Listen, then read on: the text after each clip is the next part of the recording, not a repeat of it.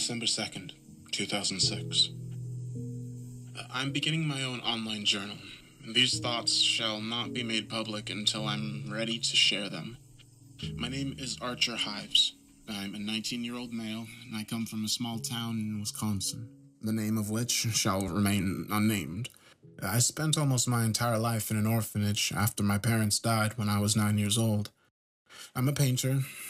I have a lot of nightmares, so I usually paint what I see. Monsters.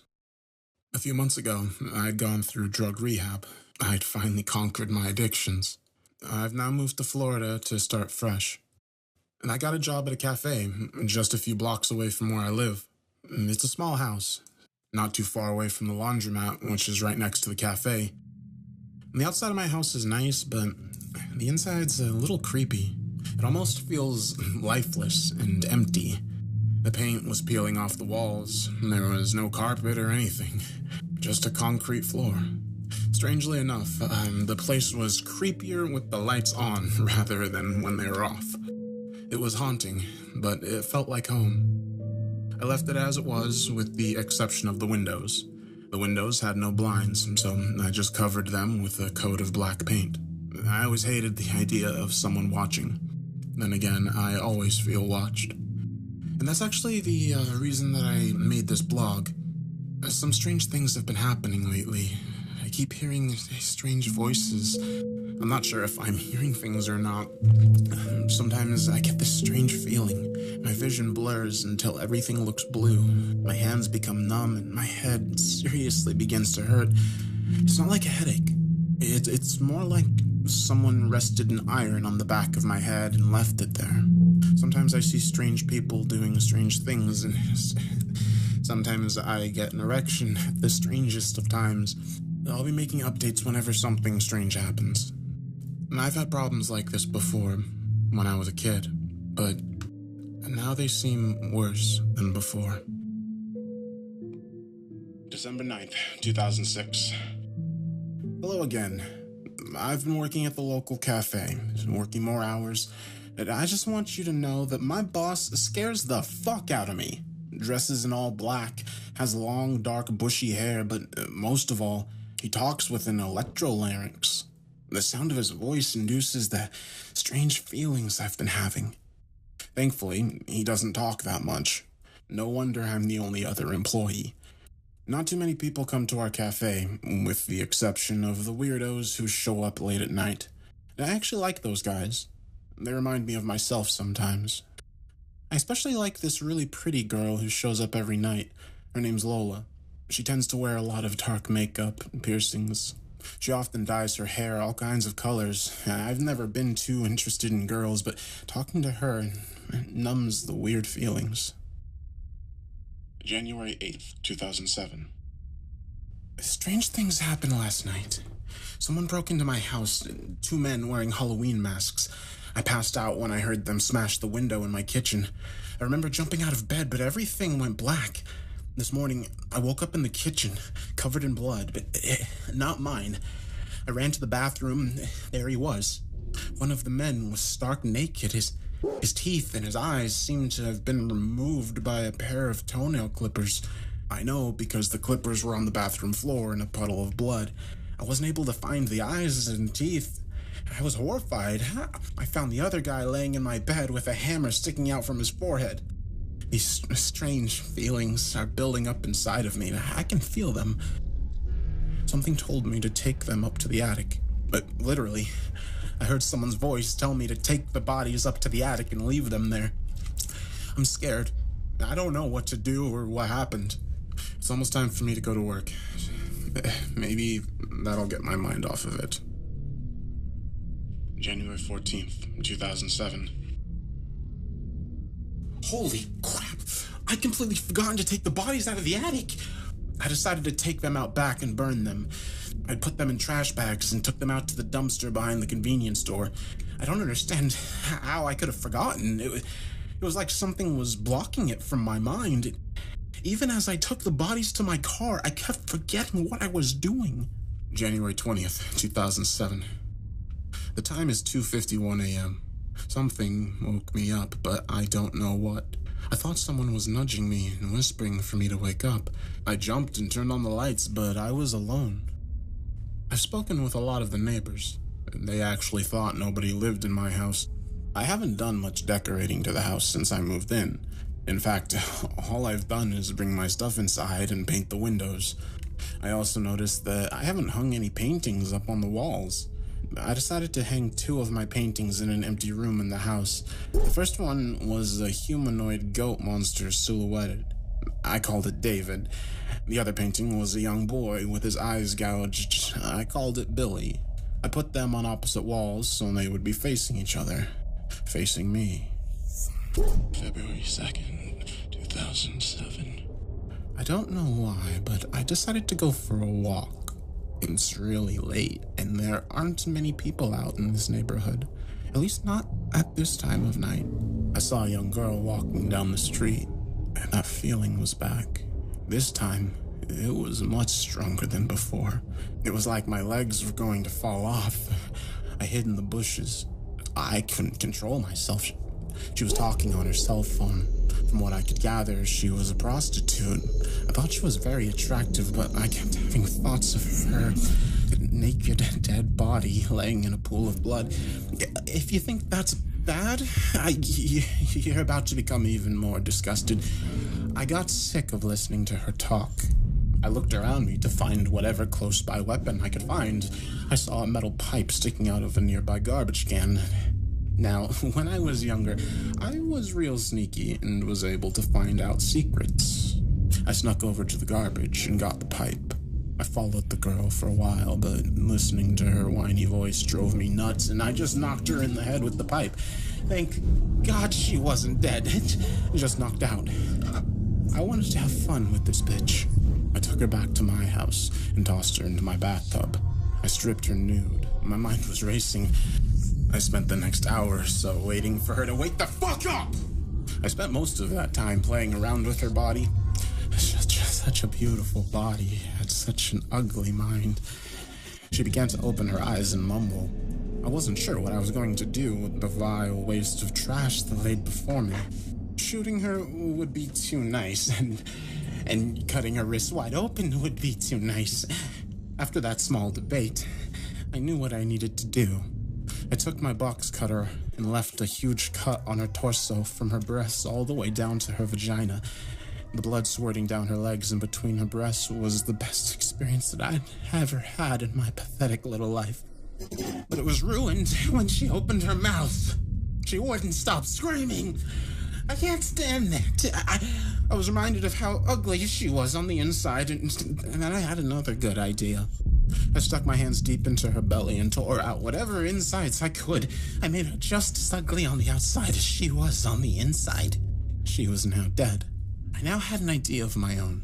If I was going to do that waste of flesh and bones a favor, I'll do myself a favor as well.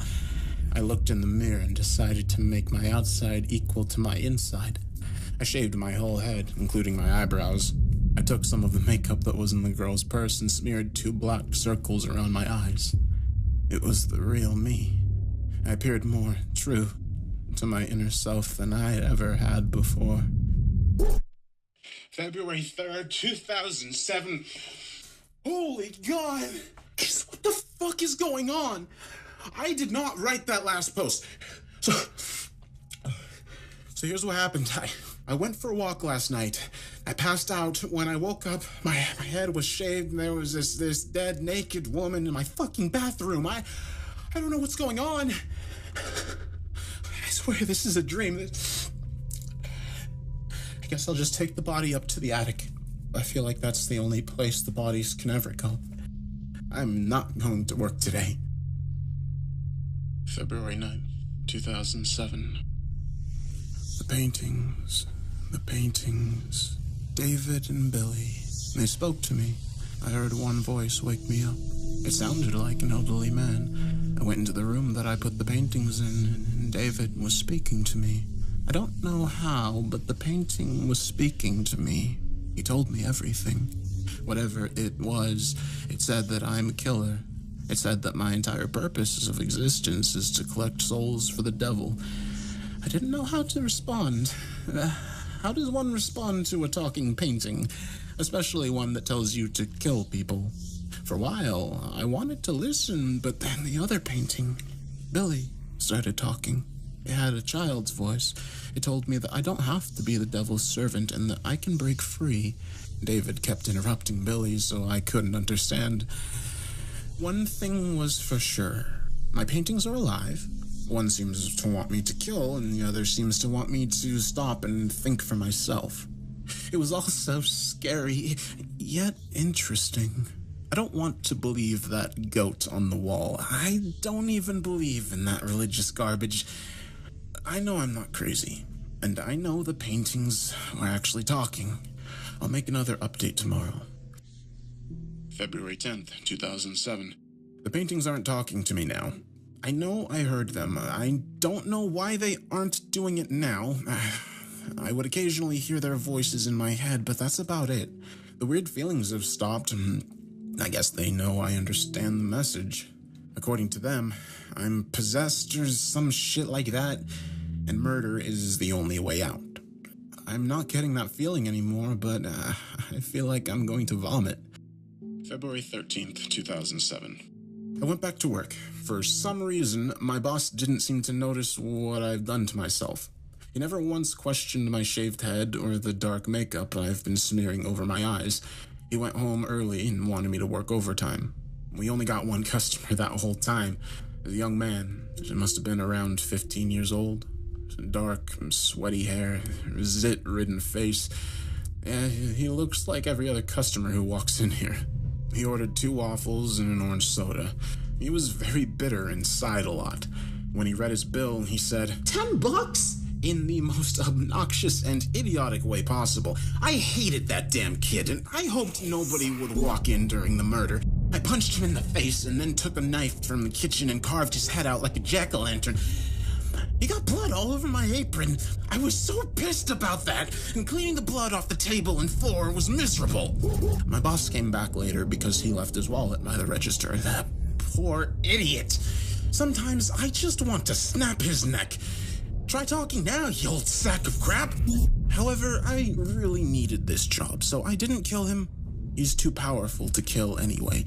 His hideousness keeps me strong. Instead, I left work and went to the convenience store to get a soda.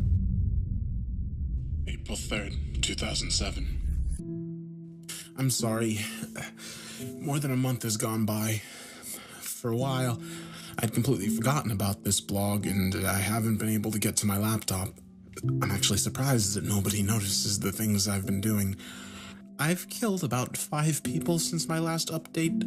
I don't want to hurt people, but I can't help myself. That goat is in control now. David tells me that I'll be much more powerful if I continue killing people. I can't take it anymore. I'm sweating, and I keep looking in the mirror, and I don't see myself anymore. My hair keeps growing, and I keep shaving. The dark makeup is giving my eyes the appearance of 2 empty sockets. I stopped buying new clothes. Now I only wear 1 pair of tight jeans and 1 black sweater with orange stripes. Despite the different, static, depressing look, it makes me feel alive, and I've not painted lately. I think I just heard some noise outside. I'll update tomorrow, April 4th. 2007. Alright, so last night while I was updating this blog, someone was wandering around the outside of my house. And that's why my last update ended so abruptly. It was a teenage boy with blonde hair and a football jacket.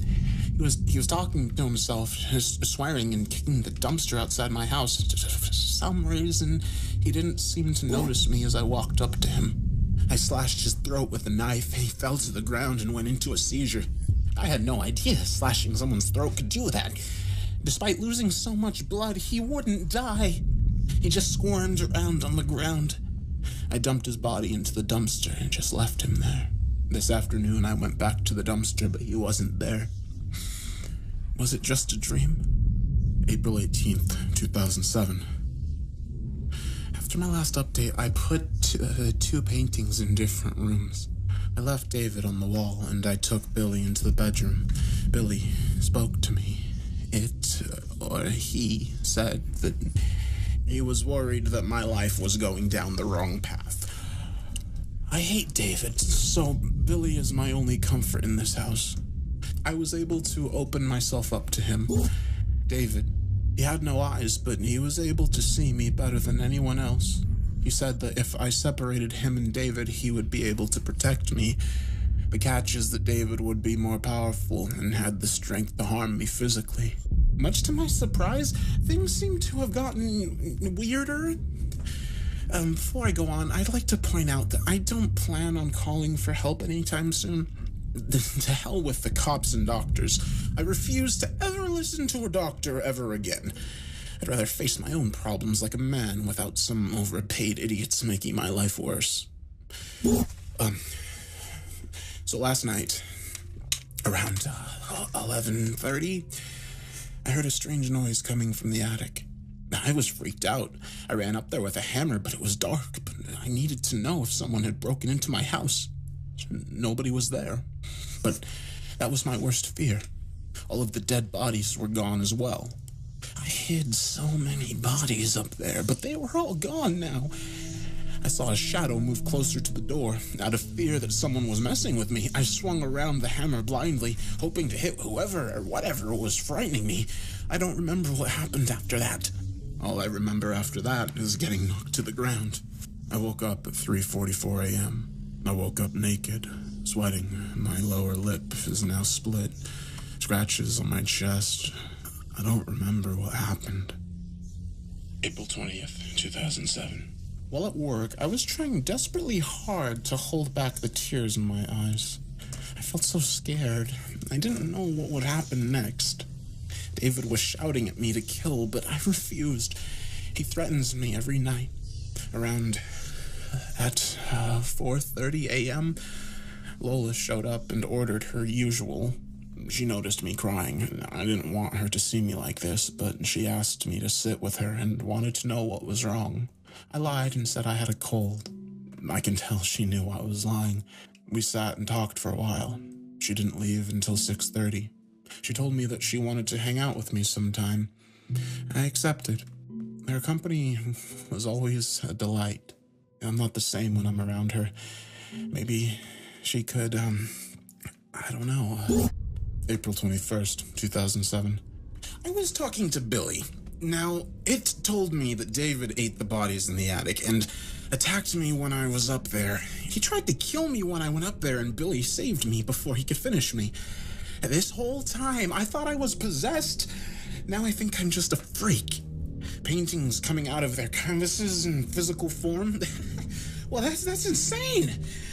Billy kept telling me that I'm not insane. I told him about the conversation me and Lola had. He advised me to take her on a date and to stay on my best behavior. I'll take his advice. At least I hope I can. April 29th, 2007. I took Lola to this fancy restaurant downtown. The last time I spent this much money, I was getting my fix after rehab. Not once did I get that strange feeling. The whole night, I was just fine. So was she. After eating, I took her down to the dock 2 blocks away from my house. The place was so quiet and peaceful when it was dark. Every time I'm there, I have this warm feeling that nothing can harm me. I was happy to share it with someone I cared about. We hung out for a while and watched the sunrise. I walked her home, and that was that. When I got home, the place felt different. Not different as in haunting, but different as in nothing was there. I didn't feel any other entities in the house. No voices in my head, no strange hallucinations, no nothing. For the first time in months, I felt alone. May 10th, 2007. I seriously thought things had changed. Nope. In fact, things are worse than they've ever been. After my last update, I went to bed. When I woke up, I felt my skin burning in whips. It was like I was in hell. The house felt like it was shaking. David was threatening me both mentally and physically. He kept threatening that the devil was going to spend all eternity tearing my soul apart. I've been having endless dreams where I'm in the pits of hell. I'm unharmed, but everyone I've killed is there, and they'll be tortured forever. I am possessed. I'm not crazy. I keep killing people against my will. It's like someone is placing the knife into my hand and holding my arm so it'll swing. It's recording hateful things into this blog and claiming to be me. That's how I haven't updated lately. They haven't been letting me. I don't know who they is, but they are evil. May 28th, 2007. For some reason, the strange things have stopped. I feel free. That can't be too good because that's when the bad stuff happens.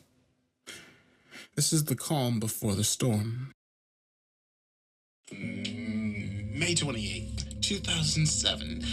Hello! I'm in control again. As long as that piece of shit stays out of the way, I can run things properly from now on. I decided it was time to pay a visit to a cemetery. It's always very well out there. The screaming of all the eternally damned souls is just so comforting. The sound of them screaming, knowing that there's no hope for them. I even masturbate to it. That's why I've started spending so much time out there. Nobody can hear the voices, but I can. As I was about to leave, I noticed something interesting. I saw a grave. It had not been buried yet for some reason. The coffin was down in the hole. I climbed down and opened the coffin. There was a skeleton inside, and I proceeded to stomp on the bones. I didn't even care if someone saw me. I've never had so much fun in my entire life. I know, it's a bit of an immature thing to do, but I've been locked away in his mind for so long. I had a lot of catching up to do. The sun was going down, so I left, and here I am. I feel like deleting this blog, but it's so fun to write. I can't wait till everyone knows the truth. Maybe now you humans will stop covering up the truth and fear the spirits of hell once again. All who die at my hands are damned. Archer killed his parents when he was a kid. I made him kill the ones he loved, and I'll do it again. I wonder how much Lola will enjoy the heat. June 21st, 2007. I've been too scared of leaving the house. I quit my job and have spent most of my time locked in my house, either crying or painting. Last night was my first time leaving the house in a week. I saw a dog. It didn't have tags or anything. It looked like the dog I had when I was a kid. I tried to stay away from the dog, but it came up to me. It started licking my hand. It ached as though it knew me. I pet the dog on the head, and I didn't want to hurt it. I pulled a knife from my pocket and buried the blade into the dog's neck. This was the second time I've done this to a dog. I feel like doing the same thing to myself, but I just can't do it. June 22nd, 2007. I just got back from the grocery store. I tried to avoid leaving the house, but there's no food in the fridge, and I needed to go shopping. I ran into Lola in the freezer section. She wanted to know why I quit my job.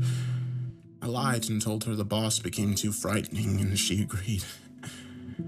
She had noticed that we don't see each other that much anymore, and when we do, we always go to her house. She wanted to know if we could spend some time at my house for a change. I didn't want to, but she insisted. The spirits took control and made me tell her to bring a few friends. It wasn't until she was gone that the spirits let go of me. I know what they're trying to do, and I don't know how to stop it. It just keeps getting in the way. I think they planned this. I kept asking Billy questions about what I can do. He said all I can do is just take control, but I don't know how. Breaking free has already become a pain in the ass. I'm myself as I record this, but I still hear the weird voices when I'm in control. I can even hear the voices now. When I'm asleep, I can see the ones who've been speaking to me in my nightmares. They are horrible monsters. I see these big shadows with glowing eyes, and they just smile at me as if they were proud of what I was doing. I wonder if they'll smile about what I plan on doing.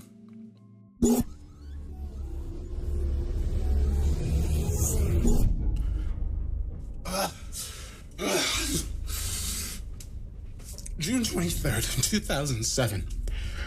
I'm done. It's 11:45 a.m. I'm covered in cuts and bruises, and I'm finished. It's Saturday. Lola and her friends Evan and Jenna were over here. It started out nice. We talked for a while, and I showed them my paintings. Lola didn't know I was a painter, and I was very happy to get a look at them. I made them dinner, and we just watched TV for a while. About 4 hours ago, the voices started happening. Billy called for help. I rushed to my bedroom to find him torn down. The canvas was torn apart. It drove me mad. I lost control, and I grabbed my knife and hid up in the attic, waiting for Lola or one of her friends to find me. It took them a while. I guess they didn't know I had an attic. The attic door opened. It was Jenna. I pulled her into the attic. I threw her to the ground and drove my knife deeply into her lower jaw, making its way into the brain. If the cops hear this, she's still in the attic. Obviously dead. After that, I climbed down from the attic and went to the bathroom. Lola was outside. I guess she thought I went out the back door. Evan was in the bathroom. I opened the door. He asked where I was and said that the others were looking for me. I noticed that he hadn't zipped his pants back up yet. Before he could, I grabbed the knife from my pocket, pulled his pants down. I was about to castrate him, but he punched me in the face and I ran. I wasn't able to catch him, but something else did. David. The painting of the humanoid goat monster had escaped from his canvas and took on a physical form. He stood at about 7 feet. He cornered Evan and tore him limb from limb. I know you might not believe this, but even if it sounds crazy, but it's the truth. That was when Lola walked back in. She saw Evan's body on the floor and David. He grabbed her and lifted her up, about to do the same to her as he had done to Evan. She screamed and struggled to get away, and I cried and begged for him not to kill her. He held her up to me, telling me that I had one last chance to kill her. He told me to take the knife and kill her. The possession came back. I took the knife and I aimed it at her throat. She begged for life, and I kept trying to break free, but I couldn't. Before I could stab her, someone else stabbed me from behind. I collapsed to the ground. David dropped Lola and she ran to the door and got away. David collapsed just as I did, as if he also felt the knife go into his back. I looked behind me and it was Billy. Billy had taken on a physical form as well. In his human form, he looked like my past self, but his eyes were missing, just as they were in the painting. He stopped me from killing the only human being I really cared about. I passed out. Upon waking up, the knife wound in my back was gone, and so were Billy and David. Even their torn-up canvases were gone. I felt that the powers had disappeared. I guess I was finally able to break free. I was a prophet. I was born to kill others and send them to hell. They made me become a painter so that I can unleash them into the world. I was just a stepping stone for them to make their way into the real world, but at the same time, it was me who created them, and it was only me who could destroy them. They manipulated the world around me. I killed my family as a kid. After that, they lost control over me. I wouldn't be surprised if they were the cause of my drug addiction. I tried to keep my mind busy while they took control. I guess it didn't work. They made sure I would get the job at the cafe with a creepy manager who would drive me mad. Maybe that's why things got worse when I quit. They put a wall around me so I could never be caught by the police. That might explain a lot. This will be my final update. I am Archer Ives. I killed my mother, father, sister, and even my dog by butchering them up with a knife. I killed 2 robbers. One was torn apart and the other was hit in the head with a hammer. I killed a prostitute by cutting her open and ripping out her insides. I carved a teenage boy's face out. I killed 2 more teenage boys with a pair of scissors to the eyes. I butchered alive 3 pot dealers who snuck into my house. I slashed some guy's throat and left him to die in the dumpster behind my house. I sliced one man's wrist while he was tied down and left him to bleed to death. I stuck a knife in a dog's throat and killed a girl with a knife to the brain. These are all my victims. They are in hell right now, and you can't save them. I'm sorry for it all. I wish I could take it back, but I can't. When I'm done recording this, I'll be joining them. I'm really glad I brought this pistol. Once I'm dead, people will know what I've done and who I am. I am one's paranoia. I am another's joke. I am your shadow. I am Nightmare. And there will be many more when I'm gone.